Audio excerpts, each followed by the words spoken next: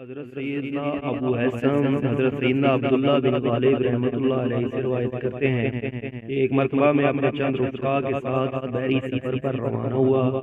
ہماری کشتی سمندر کے سینے کو چیرتی ہوئی جانب منزل چلی جا رہی تھی۔ اچانک ہماری کشتی ایک جزیرے کے قریب جا پہنچی۔ ہم نے وہاں کشتی روکی تو وہ ایک ویران اور بڑی ہولناک جگہ تھی۔ وہاں میں کوئی شخص نظر نہ آیا۔ میں نے ارادہ کیا کہ میں اس جگہ کو ضرور دیکھوں گا، شاید یہاں کوئی عجیب و غریب شے نظر آئے۔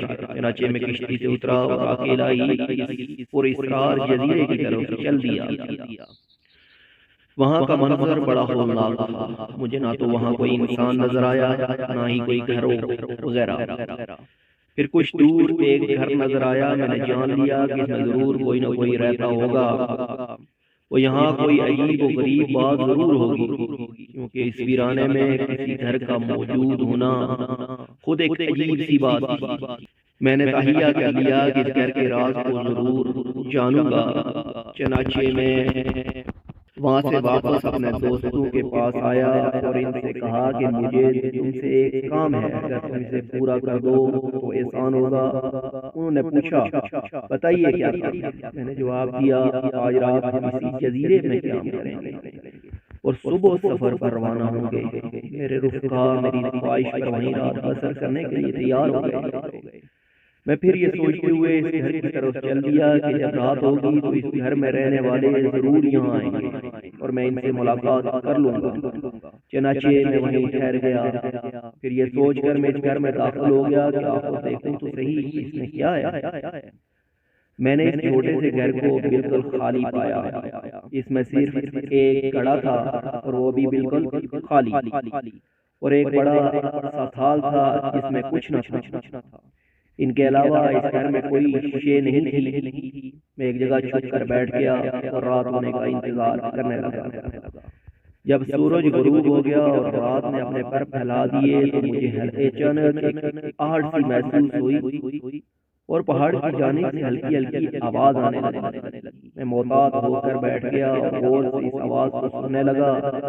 یہ کسی نوجوان کی آواز تھی جو اللہ اکبر سبحان اللہ الحمدللہ کی صدائیں لگاتا ہوا اس گھر کی طرف آ رہا تھا۔ کچھ دیر کے بعد ایک نورانی شکل و صورت والا نوجوان اس گھر میں داخل ہوا۔ اس نے آتے ہی نماز پڑھنا شروع کر دی اور کافی دیر نماز میں مشغول رہا۔ نماز سے فراغت کے بعد وہ اس برتن کی طرف بڑھا بالکل خالی تھا۔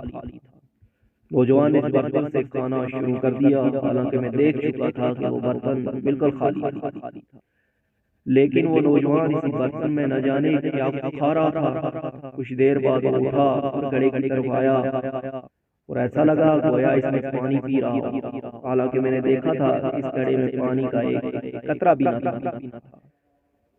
میں بڑا حیران ہوا اور چھپ کر بیٹھا رہا۔ اس نوجوان نے کھانے پینے کے بعد اللہ عز و جل کا شکر ادا کیا اور دوبارہ نماز میں مشغول ہو گیا اور فجر تک نماز پڑھتا رہا۔ فجر کے بعد مجھ سے رہا نہ گیا، پس میں اس کے سامنے آ کھڑا ہوا۔ اس کی ابتدا میں نماز سے فجر ادا کی۔ نماز کے بعد وہ نوجوان مجھ سے مخاطب ہو کر کہنے لگا تم میرے گھر میں بغیر اجازت کے کیسے داخل ہوئے؟ میں نے کہا مرد صالح، اللہ عز و جل آپ پر رحم فرمائے، میں کسی بری نیت سے یہاں نہیں آیا، بلکہ میں تو بھلائی کے لیے یہاں آیا ہوں۔ مجھے چند باتوں سے بڑی حیرانی ہوئی ہے۔ میں نے آپ کے آنے سے پہلے کڑے کو دیکھا تھا تو اس میں پانی بالکل نہ تھا، لیکن آپ نے اسی میں سے پانی پیا اور اسی طرح جس برتن سے آپ نے کھانا کھایا وہ تو بالکل خالی تھا، پھر آپ نے کیسے کھانا کھایا؟ میرے لیے یہ باتیں بڑی حیران کن ہیں۔ یہ سن کر وہ نوجوان کہنے لگا تم نے بالکل ٹھیک کہا کہ وہ برتن اور گھڑا خالی تھا، لیکن میں نے جو کھانا اس برتن سے کھایا وہ ایسا کھانا نہیں جسے لوگ طلب کرتے ہیں، اسی طرح میں نے جو پانی پیا وہ ایسا نہیں جیسا لوگ پیتے ہیں۔ یہ سن کر میں نے اس نوجوان سے کہا اگر آپ چاہیں تو میں آپ کو تازہ مچھلی لا کر دوں۔ نوجوان کہنے لگا کیا تم مجھے دنیاوی غذا کی دعوت دے رہے ہو؟ میں نے کہا نوجوان اس امت کو حکم نہیں دیا گیا جیسے آپ کر رہے ہیں، بلکہ ہمیں تو یہ حکم دیا گیا ہے کہ جماعت کے ساتھ ہیں، مساجد میں حاضر ہوں، باجات جماعت نماز کی فضیلت حاصل کریں، مریضوں کی عیادت کریں، مسلمانوں کے جنازوں میں حاضر ہوں اور مخلوق خدا عز و جل کی خیرخواہی کریں۔ لیکن آپ نے یہ سب کام چھوڑ کر گوشہ نشینی اختیار کر لی ہے اور ان سعادتوں سے محروم ہو گئے ہیں۔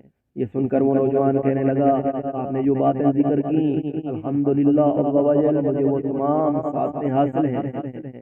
یہاں قریب ہی ایک بستی ہے، یہاں جا کر میں عوام الناس کی خیرخواہی بھی کرتا ہوں اور آپ کے ذکر کردہ باقی امور بھی سر انجام دیتا ہوں۔ اتنا کہنے کے بعد اس نوجوان نے پرچے پر کچھ لکھا اور پھر زمین پر لیٹ گیا۔ میں سمجھا شاید اس کا انتقال ہو گیا۔ قریب جا کر دیکھا تو وہ واقعی خالق حقیقی عز و جل سے جا ملا تھا۔ جب ان کی قبر کھودی گئی تو اس سے مشک کی خوشبو آ رہی